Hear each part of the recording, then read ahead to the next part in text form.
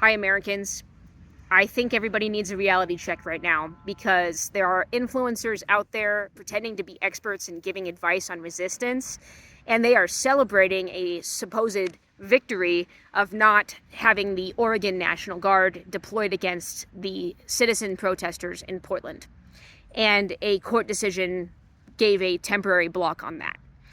That is not a victory, that is a delay tactic. And it's a distraction under the circumstances because it gets people's hopes up and people get cocky and arrogant and they say things like, Stephen Miller is crashing out right now.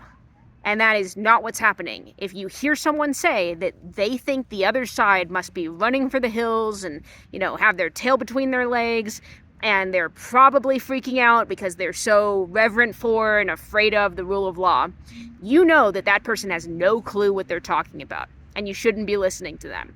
And so the direct result of that is people in the comments saying, yeah, I should just get my popcorn bucket and watch the show. Okay? But I can tell you the show is going to be violence against the American people because they have many mechanisms to do that, and this is just a delay tactic. So you're being distracted and celebrating as though you won when the reality is that institutions will not function and the checks and balances had to be destroyed to even get to this point. So let's look at Alligator Alcatraz real quick.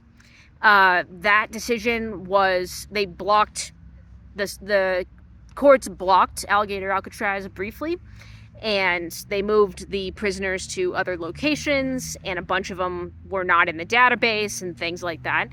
Now they've already appealed it, they're already reinstating it, and they're funding it even more. Meanwhile, you have this very high-profile prison that everybody thinks they won this major victory against, and they're not paying attention to the 60-plus other prisons functioning as essentially modern-day concentration camps. So you're being distracted. And this false hope, it is not a service, it's not resistance, it's negligent and reprehensible. And arrogance is something that is going to undermine preparation and lead to people's deaths and suffering. So please don't listen to these people. Listen to me and prepare from the reality that we're in, not the fantasy that they're trying to get you to believe.